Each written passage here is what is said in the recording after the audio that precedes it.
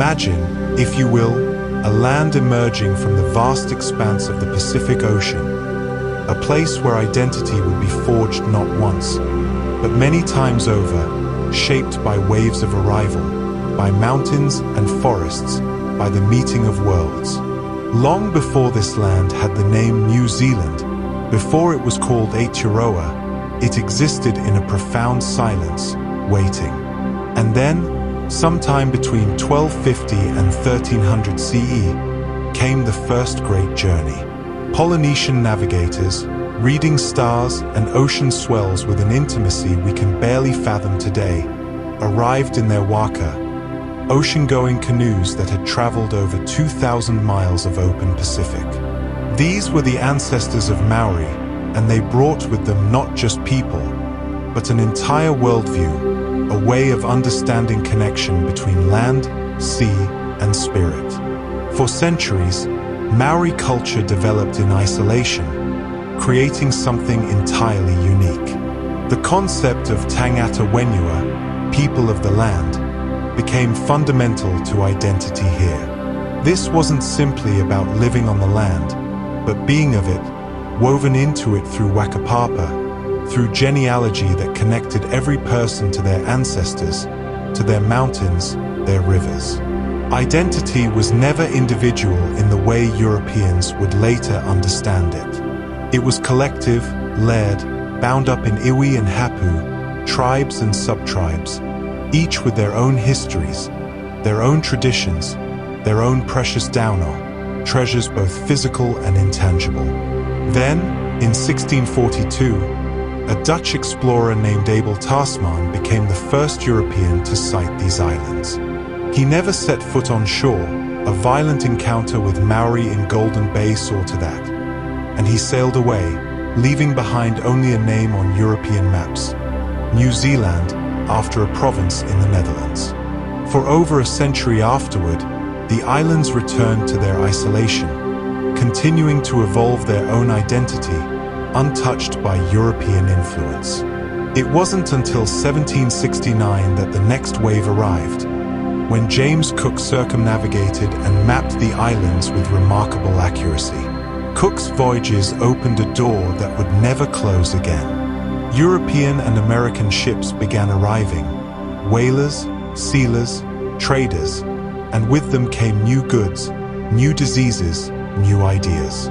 Maori adapted with remarkable flexibility, incorporating muskets and metal tools into their existing social structures.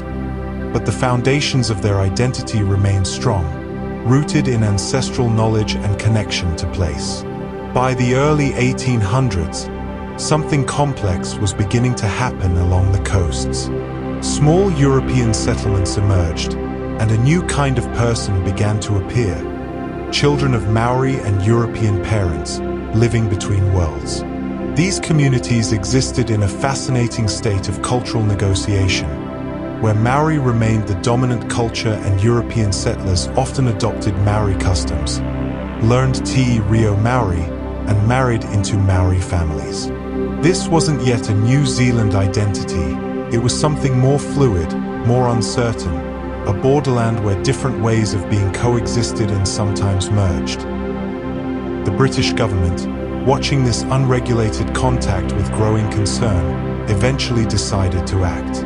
And so we come to 1840, to a moment that would define every conversation about New Zealand identity for generations to come. The signing of Te Tiriti o Waitangi, the Treaty of Waitangi. On February 6th, at Waitangi in the Bay of Islands, representatives of the British Crown and Maori chiefs signed a document that promised partnership, that promised Maori would retain their lands and authority while accepting British governance. But here's where the story fractures, where identity becomes contested ground. The Maori text and the English text said subtly but significantly different things, particularly about sovereignty. This discrepancy would echo through generations, shaping debates about what it meant to belong to this land, about who had the right to define New Zealand identity. In those early years after the treaty, the idea of New Zealand as a unified identity barely existed. Maori still primarily identified with their iwi. European settlers identified as British or Scottish or Irish. The colony was a collection of separate settlements: Auckland, Wellington, Nelson, Otago, each with their own character, often competing with each other. And yet, slowly, something was beginning to coalesce. As the 1840s drifted into the 1850s, the colonial experiment began to take shape, though not in the way anyone had quite imagined. The New Zealand Company had been selling land to British settlers with grand promises of pastoral paradise, and shiploads of immigrants arrived with dreams of recreating a better Britain in the South Pacific. But the reality they encountered was far more complex than the brochures had suggested. Land became the crucible in which New Zealand identity would be tested and transformed. The treaty had promised Maori retention of their lands, but the Crown's hunger for territory, driven by the need to settle incoming Europeans, created an impossible tension. Throughout the 1840s and into the 1860s, land purchases became increasingly contentious. Some were genuinely negotiated, others were less so. Maori chiefs found themselves navigating an entirely foreign concept of land ownership, one that treated land as a commodity to be bought and sold rather than an ancestral dower held in trust for future generations. This tension exploded into what would be called the New Zealand Wars, or as they're increasingly known today, the Land Wars, a series of conflicts between 1845 and 1872 that were fundamentally about competing visions of what this country would become. These weren't simple battles between Maori and Pākehā, the Maori word for New Zealanders of European descent. Some Maori fought alongside the Crown, others resisted it. What emerged from these conflicts was a deep scar in the developing national consciousness, a wound that would take more than a century to even begin to acknowledge, let alone heal. And yet, even as war raged in some districts, in others, life continued with an almost surreal normalcy. The 1850s saw the establishment of provincial governments, giving the colony a more formal structure. In 1852, the New Zealand Constitution Act granted the colony self-government, though the British governor retained significant powers. For the first time, there were institutions that belonged specifically to New Zealand rather than to individual settlements or to Britain directly. Settlers could vote, could shape their own laws, though, tellingly, the vote was restricted by property ownership, which effectively excluded most Maori from participation even as the wars were fought over their lands. Gold changed everything. When gold was discovered in Otago in 1861, and then on the west coast in 1864, the character of the colony transformed almost overnight. Tens of thousands of people flooded in, from Australia, from California, from China, from Britain and Ireland. The population more than doubled in less than a decade. These gold rushes brought something crucial to the formation of New Zealand identity: diversity, but also a shared experience of hardship and possibility that cut across ethnic and class lines.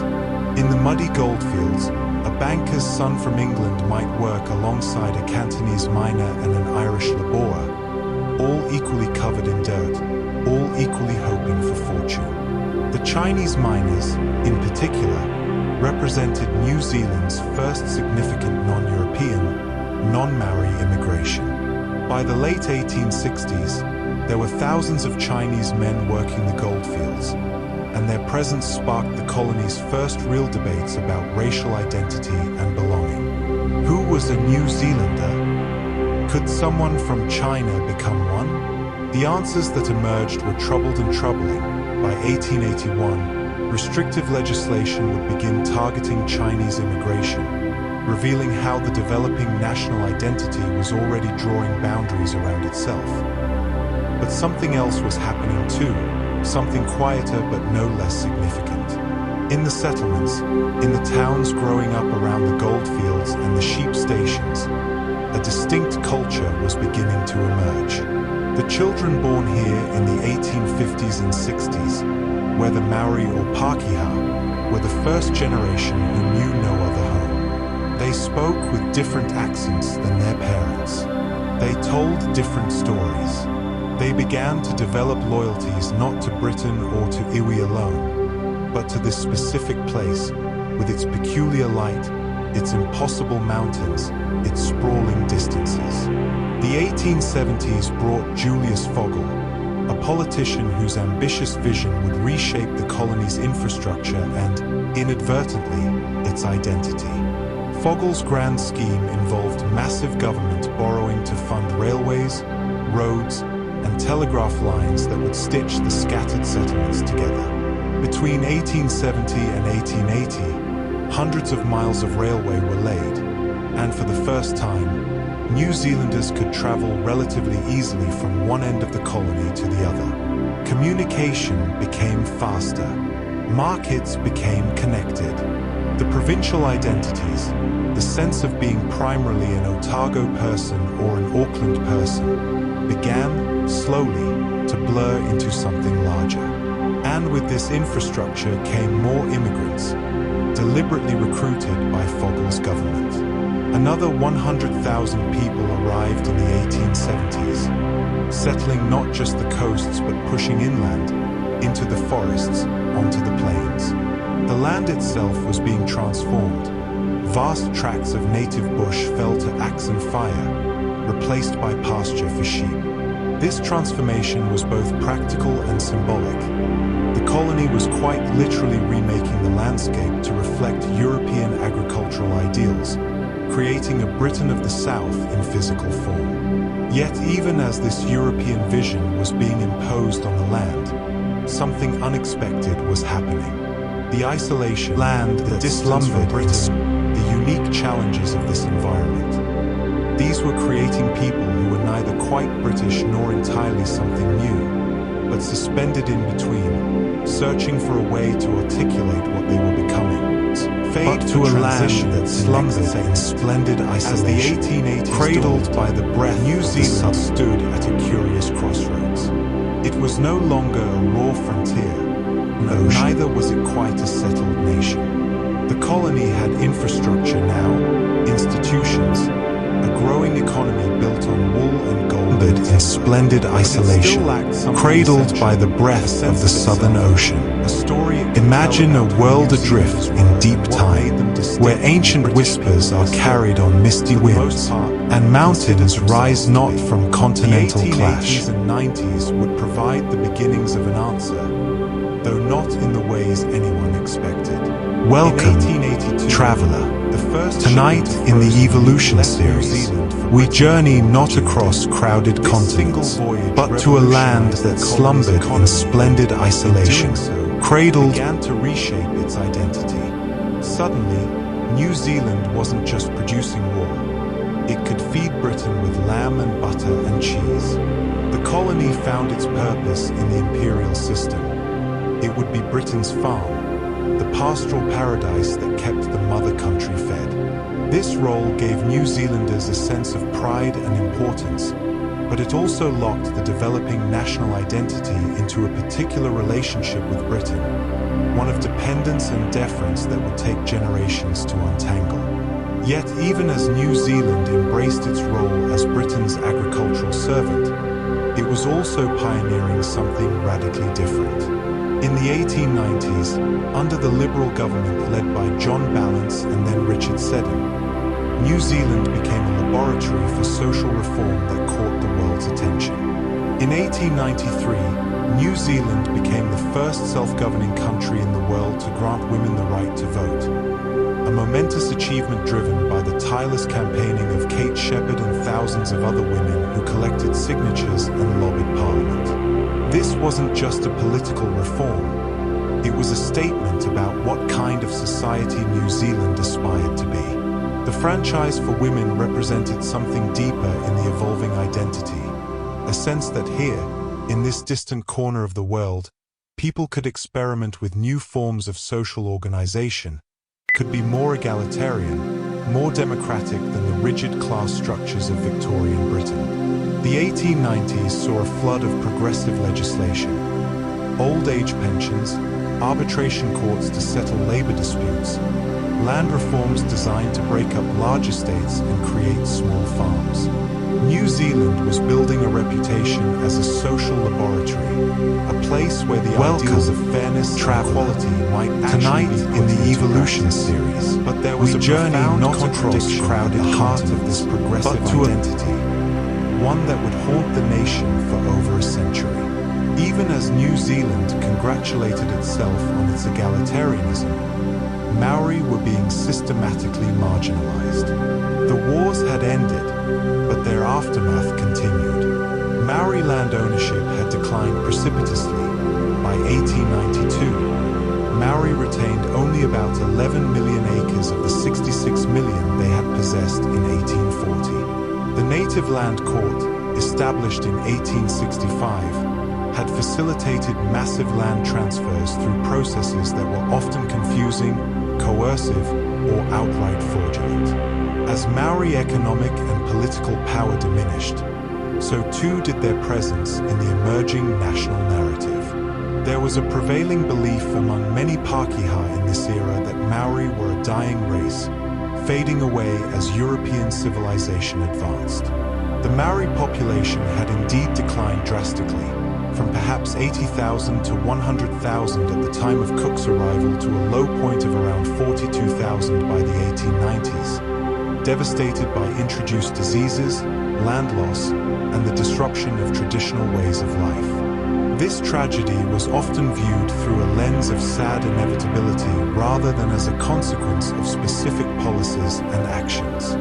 The developing New Zealand identity was increasingly imagined as a Pākehā identity, with Maori relegated to a romantic past, valued in art and tourism but excluded from the vision of the modern nation. And then came the Boer War. When Britain went to war against the Boer republics in South Africa in 1899, New Zealand eagerly sent troops. Over 6,000 men would eventually serve. This was the first time New Zealanders fought as New Zealanders in an overseas conflict, and it crystallized something important about identity. These soldiers weren't fighting for New Zealand's survival or interests. They were fighting because New Zealand was part of the British Empire, and when Britain called, loyal colonials answered. The enthusiasm with which New Zealand embraced this war revealed how deeply British the colony still felt itself to be at the turn of the century. Yet the soldiers who went to South Africa and returned had experiences that would subtly shift this identity. They had fought alongside Australians and Canadians, other colonial troops, and had distinguished themselves in battle. They had proved they could hold their own on the world stage. And they had done it not as Britons abroad, but as New Zealanders, as representatives of this specific place. The medals they brought home, the stories they told, these began to build a mythology of New Zealand courage and capability that would become central to national identity. The new century arrived, and with it came a formal change. In 1907, New Zealand's status was elevated from colony to dominion, a largely symbolic shift that nonetheless mattered. A dominion had more autonomy, more dignity within the empire. New Zealanders were no longer merely colonists. They were citizens of a self-governing nation, albeit one still deeply embedded in the British imperial system. The change reflected a growing confidence, a sense that New Zealand had matured, that it had earned a seat, if still a junior one, at the imperial table. Life in this new dominion was becoming more settled, more comfortable for Pākehā. Towns had proper buildings now, not just rough timber structures. There were newspapers, libraries, sports clubs, agricultural shows. A distinctively New Zealand middle class was emerging, farmers and small business owners, teachers and clerks. People whose grandparents had been pioneers but who now lived lives of relative stability and growing prosperity. They were creating the patterns of daily life that would define New Zealand culture. The weekend picnic, the backyard garden, the fierce loyalty to local rugby teams. Rugby itself had become something like a national religion by the early 1900s. Introduced in the 1870s, the sport had spread rapidly, and in 1905, the New Zealand national team, the All Blacks, though they weren't yet universally called that, toured Britain and won all but one of their matches. The tour was a sensation. Here was something New Zealanders could do better than the British, something that proved this small, distant nation could excel on the world stage. The All Blacks' success gave New Zealanders a source of pride that wasn't dependent on Britain's approval, a glimpse of an identity that could stand on its own. The years between 1907 and 1914 were, in many ways, a golden afternoon for New Zealand, a period of peace and prosperity that seemed as if it might stretch on indefinitely. The economy was strong, built on those refrigerated ships carrying lamb and butter to British tables. Small towns were flourishing across both islands, each with its own character but sharing a common rhythm of life. The agricultural cycle, the seasonal sports, the social hierarchies that were more fluid than Britain's but still very much present. But beneath this surface calm, the old questions about identity were becoming more complex, more urgent. The generation coming of age in the 1910s was the first to be entirely New Zealand-born, the first for whom home meant only these islands. They spoke with New Zealand accents, distinct now from both British and Australian speech. They used Maori words casually in their English, kumara for sweet potato, pa for a fortified village, mana for prestige. This linguistic blending, however shallow, hinted at something deeper, a culture that was beginning, just beginning, to be uniquely its own. Then came August 1914, and everything changed. When Britain declared war on Germany, New Zealand was automatically at war too. Dominion status meant foreign policy was still controlled from London. But the response was immediate and overwhelming. Within weeks, New Zealand had organized an expeditionary force. Young men queued outside recruitment offices, eager to serve, to prove themselves, to have an adventure. By the war's end, New Zealand would send over 100,000 men overseas, an astonishing proportion of the total population, which was only about 1 million at the time. Nearly 10% of the entire population went to war. These men, these ordinary farmers and clerks and labourers, would forge New Zealand's national identity in the most terrible crucible imaginable.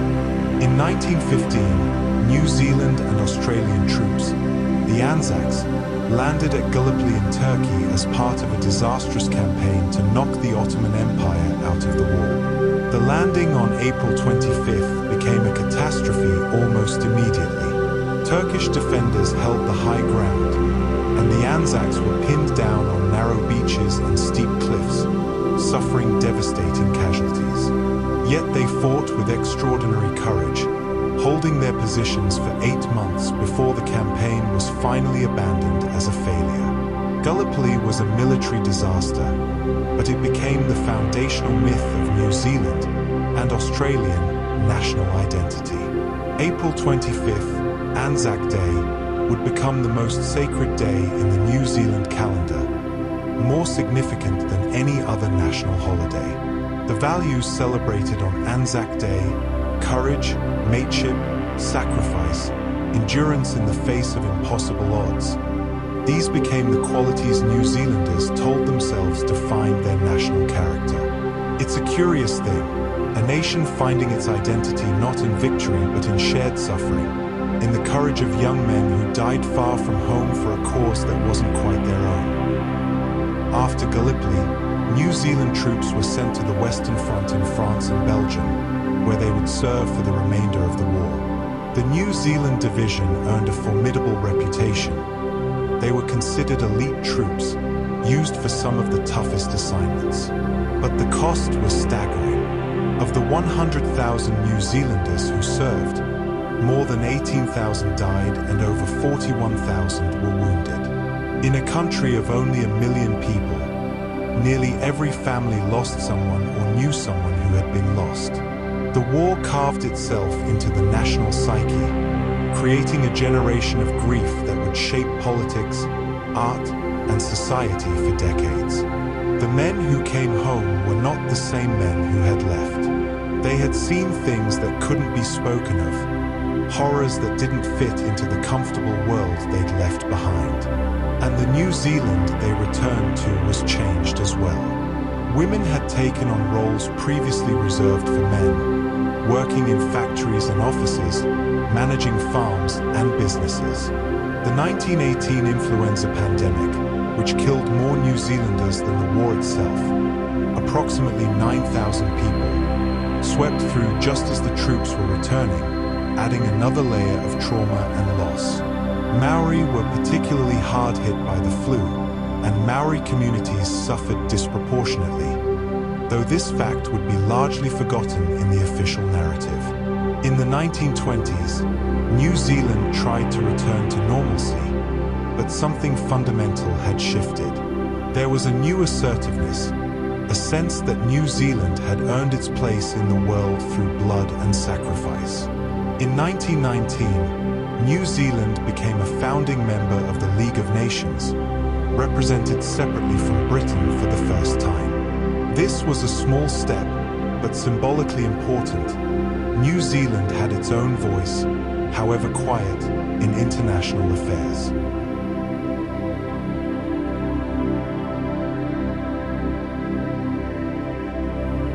The returned soldiers, those who could work, who weren't too damaged by what they'd experienced, were given land under rehabilitation schemes. Farms were carved out of remaining native bush, and communities of ex-servicemen settled across the country. These men carried with them a particular kind of identity.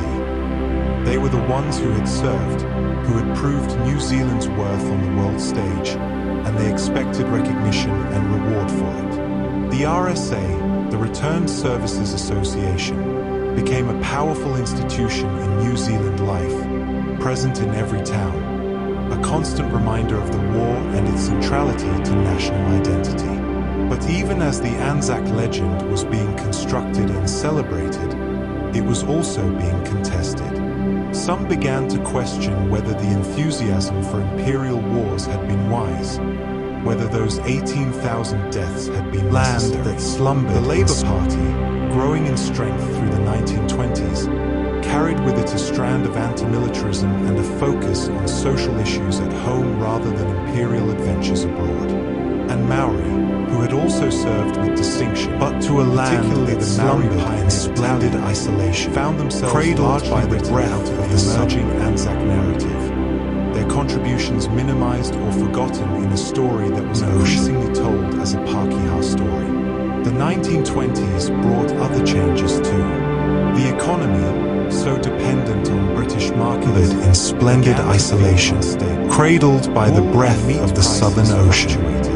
Imagine a world adrift in deep time, where ancient whispers are carried on misty winds, and mountains rise not from continental clash. Economic trends to the whims of international trade. This economic anxiety would only deepen as the Welcome, traveler. setting the stage for Tonight in the Evolution series, we journey not across crowded continents, but to a land that slumbered in splendid isolation, cradled. Drifted along with a kind of fragile optimism, a desire to believe that the worst was over, that the sacrifices of the war had purchased a better future. New Zealand in this era felt itself to be modern, progressive, a country of motorcars and radios, of jazz music drifting from dance halls, of women with bobbed hair and shortened skirts challenging the Victorian proprieties their mothers had known. But underneath this modernity, the old structures remained. An economy dependent on farming, a society still deeply connected to Britain, an identity still being negotiated between imperial loyalty and local distinctiveness. Then came 1929, and the Wall Street crash that sent shockwaves around the world. New Zealand, so reliant on exporting primary products to Britain, was devastated. As global trade collapsed and prices plummeted, the comfortable prosperity of the 1920s evaporated almost overnight. By 1933, unemployment had reached nearly 12%, and this figure doesn't capture the underemployment. The farmers struggling with worthless wool and meat, the families living on the edge of destitution. The Great Depression hit New Zealand harder than almost any other developed nation, and it forced a fundamental reckoning with the country's economic model and social values. The Depression years were a time of profound hardship but also of questioning. If New Zealand's identity had been built partly on the idea of being a working man's paradise, a place of opportunity and fairness, what did it mean when thousands couldn't find work, when families went hungry, when the promise of a better life seemed like a cruel joke? The government's response: work camps for unemployed men, relief schemes that paid low subsistence wages. Tonight, in the Evolution series, we journey not across crowded continents, but to a needed to change. That change came in 1935, when the Labour Party won a landslide election victory under Michael Joseph Savage. Savage, who had emigrated from Australia and worked as a labourer before entering politics, embodied a particular vision of New Zealand identity, one rooted in egalitarianism, in the belief that the state had a responsibility to protect its citizens from the worst ravages of capitalism. His government would transform New Zealand society more completely than any before or since, creating the framework of the welfare state that would define the nation for generations. The first Labour government moved with remarkable speed and ambition. In 1938, they introduced the Social Security Act, a comprehensive system of benefits and healthcare that was revolutionary for its time. Free healthcare for all citizens, regardless of ability to pay. Support for the elderly, for widows, for families with children. The Act embodied a vision of New Zealand as a place where everyone deserved dignity and security, where collective responsibility mattered more than individual fortune.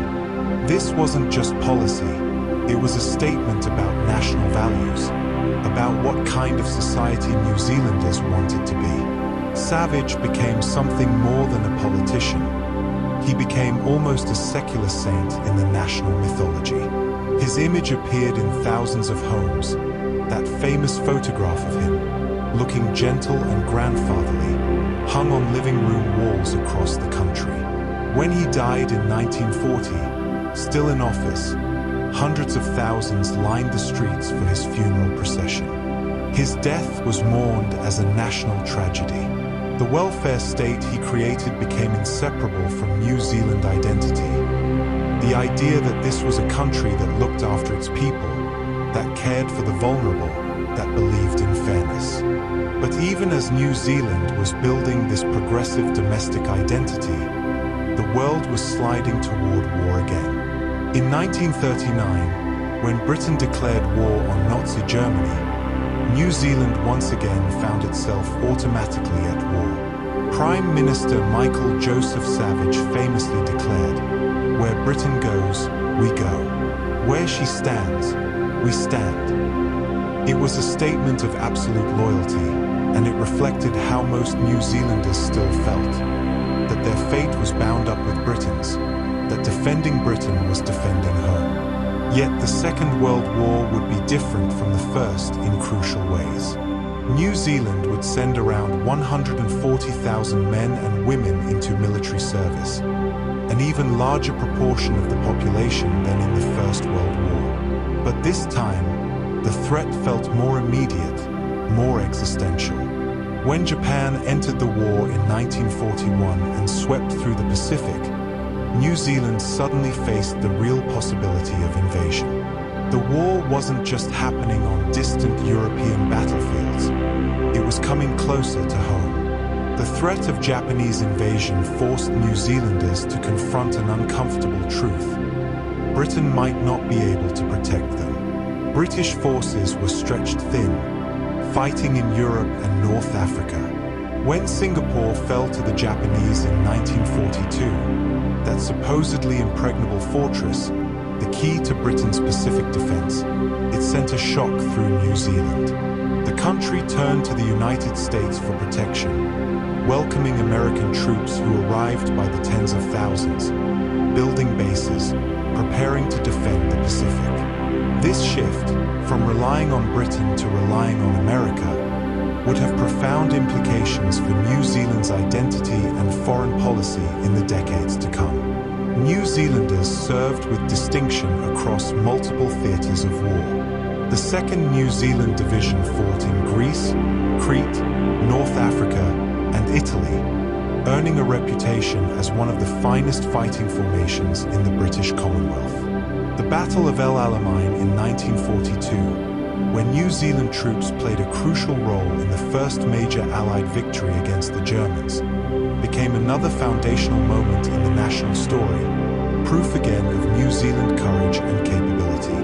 Maori soldiers served in the 28th Maori Battalion, which became legendary for its fighting prowess and the fierce pride of its men. The home front, too, was transformed. Women joined the services in unprecedented numbers. The Women's Auxiliary Air Force, the Women's Royal New Zealand Naval Service, the Women's Army Auxiliary Corps. Others worked in factories producing munitions and supplies, or managed farms while the men were away. Rationing affected everyone. Petrol, butter, sugar, tea, all were scarce. The entire society was mobilized for war in a way that erased many old social distinctions. Everyone was in it together, and this shared experience of hardship and purpose reinforced the sense of collective identity that Labour's welfare state had already been building. And yet, even in wartime, divisions remained. Conscientious objectors faced harsh treatment, imprisoned, subjected to hard labor, branded as cowards. Some Maori resisted conscription, arguing that the Treaty of Waitangi didn't require them to fight in overseas wars, and these resistors were arrested and jailed. The unity of wartime was real but not total. It coexisted with enforced conformity, with suspicion of anyone who questioned or dissented. As the war ground on through 1943 and 1944, New Zealanders began to look ahead, to imagine what kind of country they would build when peace finally came. The Labour government, still in power, was planning for reconstruction, for housing and full employment, for using the lessons of wartime mobilization to create a more just and prosperous peacetime society. The war had proven what collective action could achieve. Now the challenge was to channel that energy into building the nation that New Zealanders were beginning to believe they could become. The war ended in 1945, first in Europe in May, then in the Pacific in August after the atomic bombs fell on Hiroshima and Nagasaki. New Zealand had lost nearly 12,000 service personnel, fewer than in the First World War, but still a grievous toll for a small nation. The survivors came home to a country that had changed in their absence, and to a world that would never be the same. The certainties of the pre-war era, the British Empire, the established international order, were crumbling, and New Zealand would have to find its place in this new reality. The post-war years brought a remarkable transformation.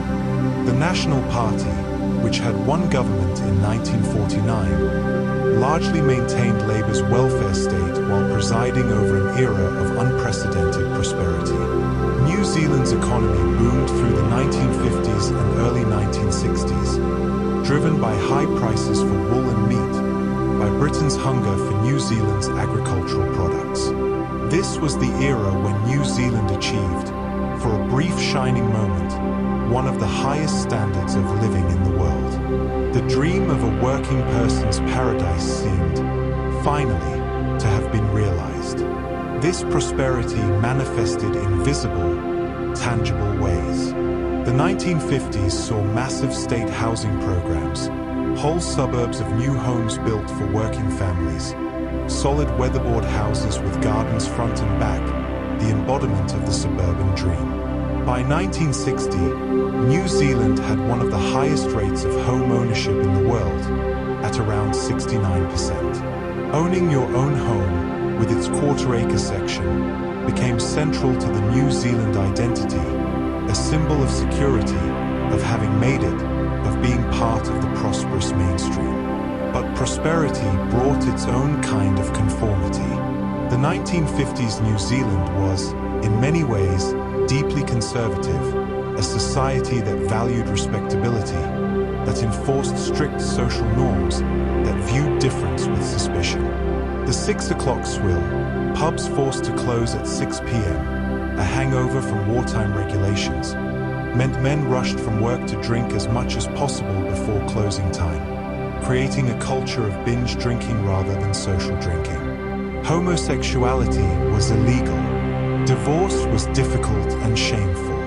Maori culture was seen as something that belonged in the past or in tourist brochures, not in the modern New Zealand that was busy building itself as a Little Britain in the South Pacific. Yet even in this era of conformity, seeds of change were being planted. In 1951, New Zealand signed the ANZUS Treaty with Australia and the United States, a military alliance that formalized the shift that had begun during the war. New Zealand's defense was now guaranteed by America, not Britain. It was a pragmatic recognition of geopolitical reality, but it also represented something deeper, a slow, almost unconscious loosening of the ties that bound New Zealand to the mother country. The Maori population, which had been slowly recovering since its nadir in the 1890s, began to grow more rapidly after the war. But this growth came with massive upheaval. Through the 1950s and 1960s, Maori underwent a rapid urbanization, moving from rural areas to cities in search of work and opportunity. In 1936, about 89% of Maori lived in rural areas. By 1966, over half lived in urban centers. This shift would have profound implications for Maori identity and for race relations in New Zealand. Urban Maori faced discrimination in housing and employment, found themselves cut off from their ancestral lands and traditional support structures, struggled to maintain their language and culture in Pākehā-dominated cities. The education system of this era reflected and reinforced the dominant culture. Maori children were often punished for speaking Te Reo Maori at school, told that English was the language of success and progress. The curriculum taught New Zealand history as essentially beginning with European arrival, with Maori relegated to a few pages about primitive pre-European life. This systematic erasure of Maori language and perspective would have devastating effects that wouldn't be fully recognized for decades. And then, slowly, the certainties began to crack.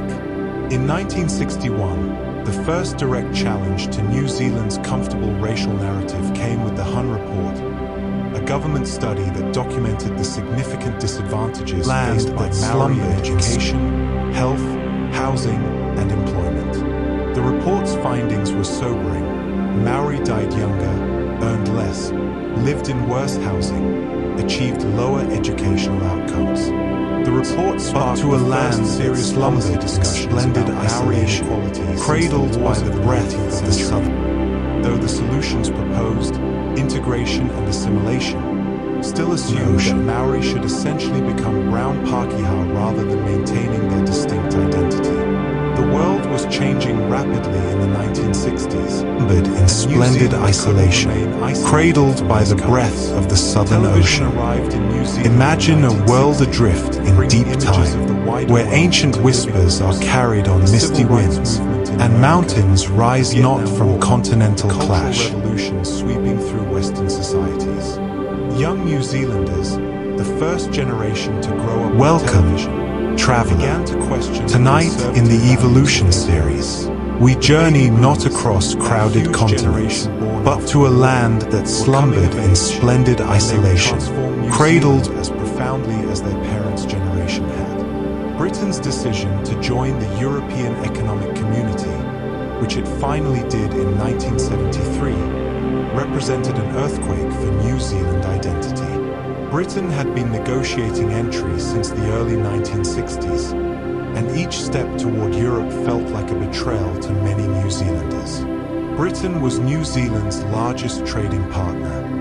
The entire economy was structured around preferential access to British markets. More than that, there was an emotional dimension. Britain was still home for many New Zealanders, even those who had never been there. The idea that Britain might choose Europe over the Commonwealth, over its loyal dominions, forced New Zealand to confront its dependence and to begin imagining itself as something other than Britain's distant farm. The 1960s also brought New Zealand into controversial involvement in the Vietnam War. Unlike the World Wars, where New Zealand had followed Britain automatically, this time New Zealand was following America.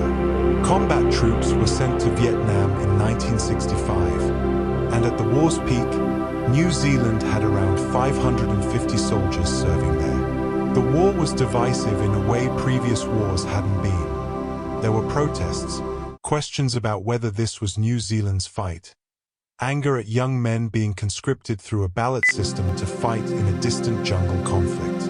The unity of wartime that had characterized the world wars was absent, replaced by bitter divisions. But Vietnam also marked something important. It was one of the first times significant numbers of New Zealanders publicly questioned their government's foreign policy, questioned the assumption that New Zealand should automatically follow its powerful allies Welcome, to war. This questioning, tonight in willingness the to Evolution dissent, would grow series, stronger we through journey the not 1970s across and crowded 1980s, continents, becoming but to a part of a new national identity, one that valued independence of thought and action, that believed New Zealand could chart its own course. The 1970s arrived with a sense of unease, a feeling that the comfortable certainties of the post-war decades were slipping away. The economy, so long buoyed by high prices for agricultural exports, was becoming more precarious. Britain's impending entry into the European Economic Community meant New Zealand would lose its privileged access to British markets, the very foundation on which prosperity had been built. For the first time in generations, New Zealanders had to confront the possibility that their living standards might decline, that their children might not have it better than they had. But economic anxiety was only part of the story. The 1970s also brought a cultural awakening that would fundamentally reshape New Zealand identity. In 1975, Dame Waina Cooper, a Maori leader then in her 80s, led a land march from the far north to Parliament in Wellington. The march, Te Rupu o Te Matakite, the group with foresight, travelled the length of the North Island over several weeks, gathering supporters along the way. Thousands joined the final march to Parliament, demanding recognition of Maori land rights and an end to ongoing land alienation. The image of Dame Waina, elderly but unbowed, leading this peaceful but determined protest, became iconic. It announced that Maori were no longer willing to accept their marginalization, that they demanded to be heard. The Land March was part of a broader Maori renaissance that was transforming the relationship between Maori and Pākehā. Young Maori activists, inspired by indigenous rights movements globally and by the civil rights struggles they'd seen on television, were demanding not integration or assimilation, but the recognition of Maori as Tangata Wenua, as the indigenous people of Aotearoa with rights enshrined in the Treaty of Waitangi. This was a fundamental challenge to the dominant narrative that New Zealand was simply a fortunate outpost of British civilization. In 1975, the same year as the Land March, the Treaty of Waitangi Act established the Waitangi Tribunal, a commission of inquiry empowered to investigate Crown breaches of the treaty. Initially, the tribunal could only examine contemporary grievances, but in 1985 its jurisdiction was extended back to 1840, allowing it to investigate historical injustices. This expansion would prove transformative. It meant that the land confiscations, the betrayals, the systematic marginalization of Maori could finally be officially examined and acknowledged. The tribunal's work would force all New Zealanders to confront the gap between the nation's self-image as fair and egalitarian and the historical reality of colonization. The sporting realm, always central to New Zealand identity, became a battleground for these changing values. In 1981, the South African rugby team, the Springboks, toured New Zealand despite widespread opposition. South Africa was in the grip of apartheid, its brutal system of racial segregation, and many countries had severed sporting ties in protest. But New Zealand's rugby establishment insisted the tour should proceed, arguing that politics and sport should be separate.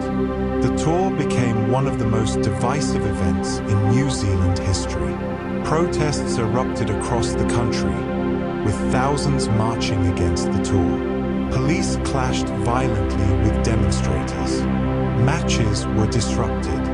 The nation seemed on the verge of tearing itself apart. The Springbok tour exposed deep fault lines in New Zealand society. For some, rugby was sacred, and the All Blacks' rivalry with South Africa was too important to sacrifice for political principles. For others, hosting the Springboks while apartheid remained in place was morally indefensible, a betrayal of the values New Zealand claimed to hold. Maori, who had suffered their own forms of discrimination and who saw painful parallels with apartheid, were prominent in the protests. The tour forced New Zealanders to choose. Was winning at rugby more important than standing against racism?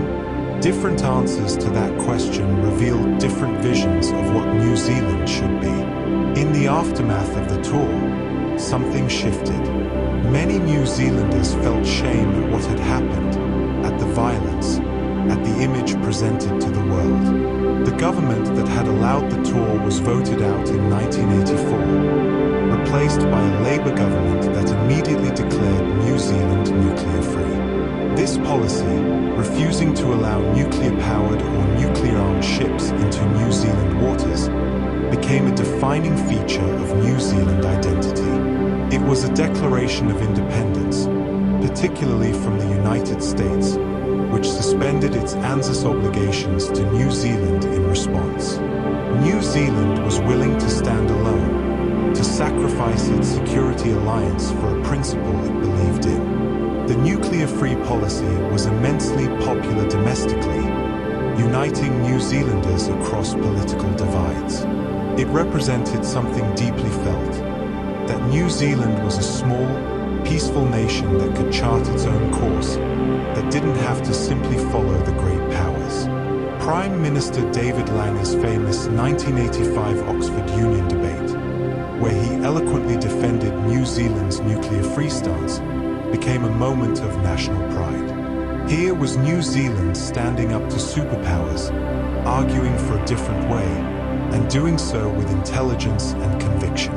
But the 1984 Labour government brought more than just nuclear-free policy. It brought an economic revolution that would transform New Zealand as completely as any event since colonisation. Finance Minister Roger Douglas implemented a program of radical free market reforms. Subsidies to farmers were slashed, state assets were privatised, financial markets were deregulated, tariffs were removed. These reforms, dubbed Rogernomics, were supposed to revitalise a struggling economy, to make New Zealand competitive in a changing global market. Instead, they created massive disruption and inequality. The unemployment rate, which had been around 3.5% in 1984, soared to over 11% by 1991 as industries collapsed without protection and state sector jobs were eliminated. The restructuring hit working-class communities particularly hard. The freezing workers, the railway workers, the manufacturing workers who had been the backbone of the old economy suddenly found themselves without jobs, without prospects, in a country that seemed to have abandoned the egalitarian values it once prided itself on. Maori unemployment rates climbed even higher, reaching around 25%. The The social safety net that had been so central to New Zealand identity was fraying. These economic changes coincided with a broader cultural shift. New Zealand was becoming more diverse through immigration, though still slowly. Pacific Islanders had been arriving in significant numbers since the 1960s. Samoans, Tongans, Cook Islanders, Niueans, often to work in factories and low-wage jobs that were now disappearing. Asian immigration was beginning to increase as well. The old image of New Zealand as a bicultural nation, Maori and Pākehā, was giving way to something more complex, more multicultural. But this diversity also brought tensions, particularly in the context of economic hardship where different communities competed for scarce resources and opportunities. Through all this turmoil, New Zealanders were being forced to reimagine their national identity. The old certainties, the welfare state, the British connection, the agricultural prosperity, the racial innocence, were all being questioned or dismantled. What would replace them? What did it mean to be a New Zealander as the 20th century drew toward its close? These questions hung in the air as the 1980s ended and New Zealand moved toward a new decade, uncertain but also, perhaps, more honest about itself than it had ever been. The 1990s dawned with New Zealand in a state of profound uncertainty.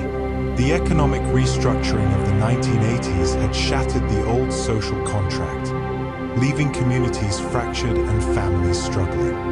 The country that had once prided itself on being a workers' paradise, where everyone had a fair chance, now felt divided in ways that would have been unthinkable a generation earlier. The gap between rich and poor was widening visibly, measurably, painfully.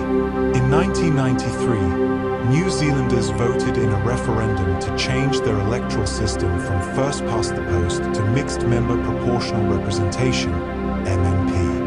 This wasn't merely a technical adjustment.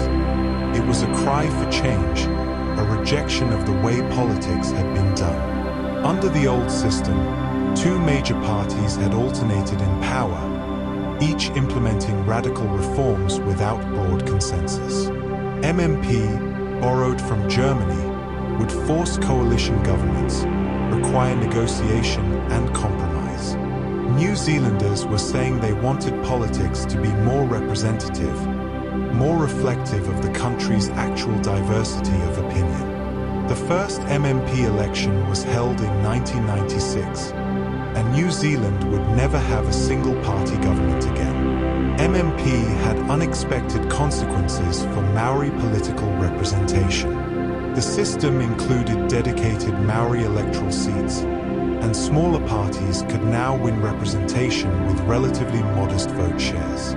This created space for specifically Maori political voices in ways the old system had largely prevented. The number of Maori MPs increased significantly, and Maori perspectives could no longer be as easily sidelined in parliamentary debates. It was a shift, however incremental, in who got to shape the national conversation. Meanwhile, the Waitangi Tribunal was doing extraordinary work that was reshaping how New Zealanders understood their history. Through the 1990s, the tribunal heard claim after claim, documenting in exhaustive detail the ways the Crown had breached the Treaty of Waitangi. The evidence was damning: confiscations of land without justification, purchases made through coercion or fraud, promises made and broken, the deliberate undermining of Maori economic and political power. In 1995, the Crown began entering into treaty settlements Land with Iwi, that slumbered, providing formal apologies and financial compensation for historical wrongs. These settlements couldn't undo the past, but they represented something profound: official acknowledgement, a nation confronting its founding but to a myths land and that finding slumbered reward. in splendid The first isolation, major settlement cradled came in by the breath of the 1995 southern. with Tainui, followed later that year by Ngāi Tahu. The Crown apologized unreservedly for its breaches of the treaty and provided financial redress worth hundreds of millions of dollars, along with the return of some lands in splendid isolation, cradled by the breath of the Southern Ocean. Imagine a world adrift in deep time, where ancient whispers are carried on misty winds, and mountains rise not from continental clash. A fraction of what had been taken, but the process itself, the hearings, the documentation, Welcome, the public traveler. Tonight in the Evolution series, we journey not across crowded continents, but to a land that slumbered in splendid isolation, The economy, cradled meanwhile, was slowly recovering from the trauma of restructuring. By the mid-1990s, growth had returned, though it looked different from the old pastoral economy. Tourism was booming. New Zealand's pristine landscapes, its clean green image, attracted visitors from around the world. The film industry was growing, with New Zealand's dramatic scenery and skilled crews attracting international productions. Technology companies were emerging. The economy was diversifying in ways that would have seemed impossible in the 1950s, when wool and lamb were virtually everything. Yet even as the economy modernized, agriculture remained central to national identity. Aotearoa, formed in 2001 through the merger of the country's major dairy cooperatives, became the world's largest dairy exporter. New Zealand milk powder fed babies across Asia. The country was leveraging its clean, green reputation to market premium agricultural products globally. But there was a tension here, increasingly visible. The intensive dairy farming that drove export earnings was also polluting rivers, degrading waterways, compromising the very environmental purity that the marketing depended upon. The turn of the millennium brought both celebration and reflection. New Zealand welcomed the year 2000 before almost anywhere else in the world. Its position just west of the international date line meant it was among the first to see the new century's dawn. There was something fitting about this. New Zealand, so long defined by its isolation and lateness, its distance from the centers of power, being first for once. The Millennium celebrations showcased a New Zealand that had grown more confident in its distinct identity. Tonight, Still in the Evolution by series, history and we sentiment, journey not still across allied crowded with Australia continents, and America, but but also increasingly comfortable being simply itself. Popular culture was reflecting and shaping this emerging identity in new ways.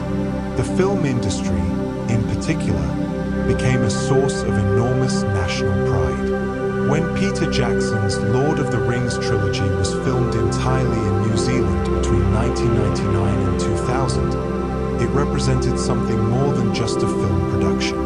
Here was a major Hollywood project that showcased New Zealand landscapes to hundreds of millions of viewers worldwide, that employed thousands of New Zealanders, that demonstrated the country's creative and technical capabilities.